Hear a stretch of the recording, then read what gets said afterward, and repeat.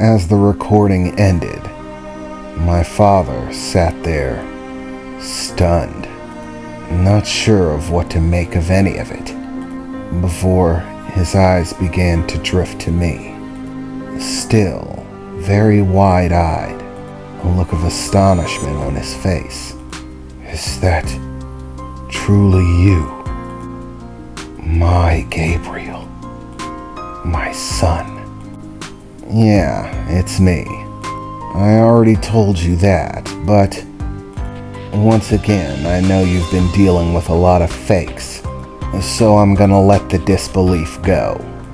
It doesn't hurt my feelings, so don't concern yourself with it. It's nice to see you again, Father. It's been a very long time." My father stood up from his seat and slowly began to pace his way around the desk, coming to stand directly in front of me. At this point, looking at me eye to eye, we were both basically the exact same height. I didn't realize how much I'd resemble my father. At this range, I can see it, how much like him I really look. For a few moments, my father just stood there in silence, looking at me. I could see a great deal of emotion in his eyes. He was a very controlled man. He never got over exhilarated with any kind of emotion. And the entire time that I knew him as a child, never once did I ever see him jump for joy, break down into tears, get so angry he screamed. He was always tactful, always measured. He seemed to be a pillar of calm, regardless of what happened. It's not as if he didn't have emotions. He simply maintained them exceptionally well. But as he stared at me, I began to see that immovable pillar, that unshakable emotional stability start to fade away, and the man truly underneath it all step from behind the barricade as a few tears began to run down his face. And before I could even react, his arms were around me, hugging me very tightly. "I don't care what you call yourself. I don't care if you say you're changed. I don't care if you say that the world outside has stripped you of what you once were. None of that matters to me. My son, my Gabriel, is home," he said as he embraced me tightly. I had given up any hope of ever seeing you again, of ever knowing the sound of your voice, of hoping to see the life that you would build, of knowing the grandchildren that you might have had, that I might have loved as I loved you. And today, all of those expectations were shattered, and I was returned something that is beyond value. My son is home. I do not care what you wish to do with your life, so long as you promise me that I can be there for you, that I can be a part of it. Then I will let you walk your path, whatever you believe. I hope that you can believe that," my father said, gripping me tightly. To be honest, I was astonished. I could feel it. His tears falling on my shirt. Tears from a man that I had never once in my life seen cry. A hug from a man who, quite frankly, felt uncomfortable with affection. He tended to be a fairly distant man. At least he was when I was a child. I knew that he loved me, of course. I could always sense a sort of pride from him when he was happy, and he always did seem to be at his happiest when he was around us, even when he was upset with us. But his happiness, or his happiest, still was very controlled.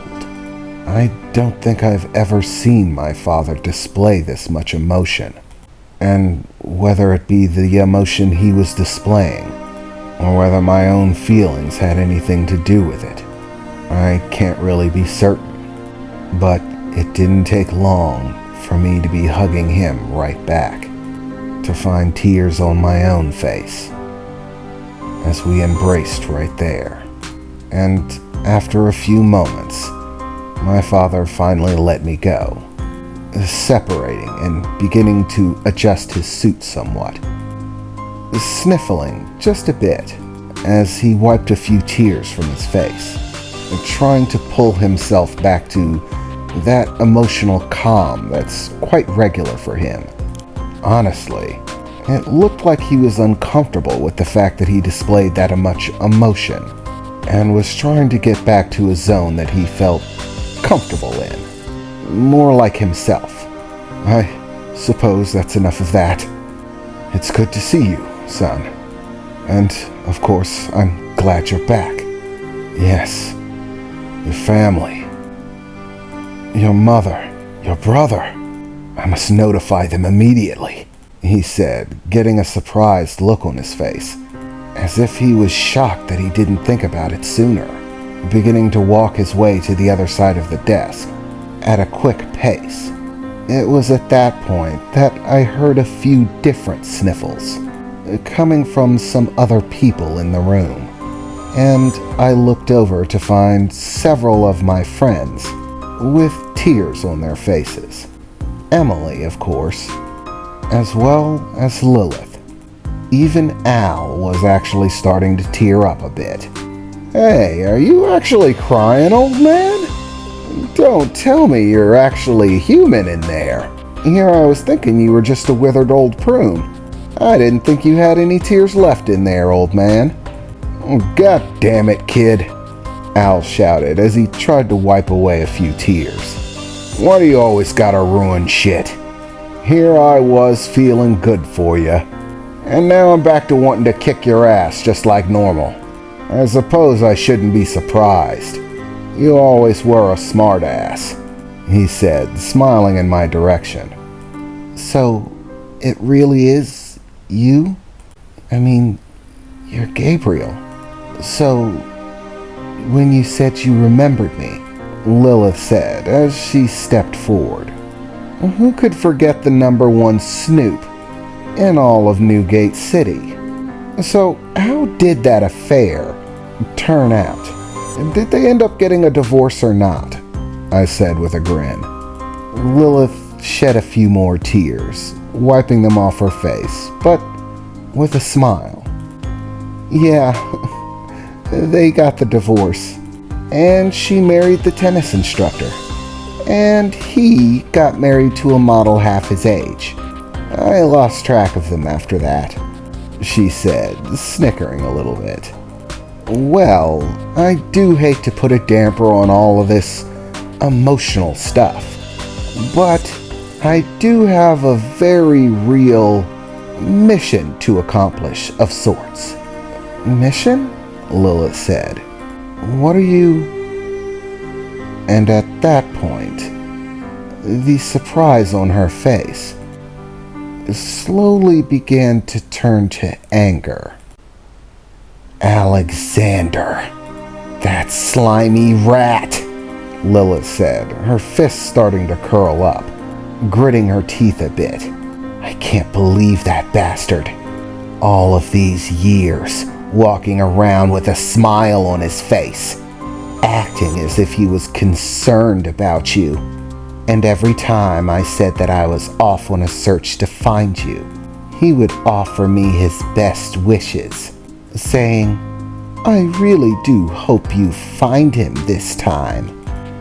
That rat. If you don't kill him, I will.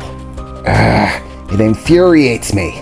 That bastard was even at your funeral. Yes, that is most definitely an issue. One that I had forgotten about for the moment.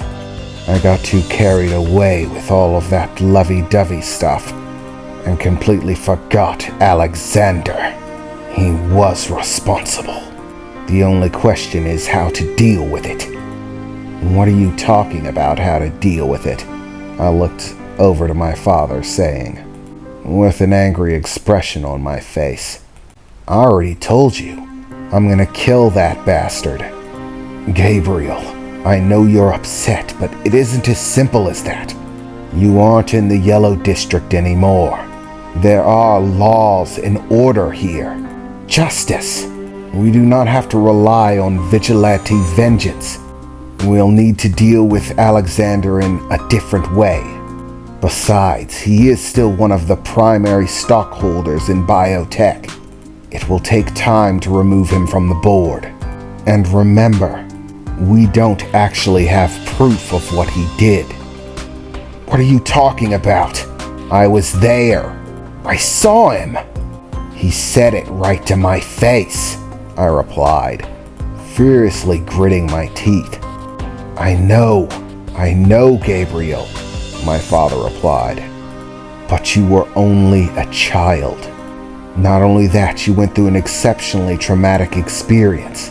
Nanotechnology allows the changing of people's faces and voices, and it's been more than a decade since then. All things that work to our disadvantage when it comes to bringing a case to court. We need to find some way to corner him. Now that we know what he is, we can start to make moves.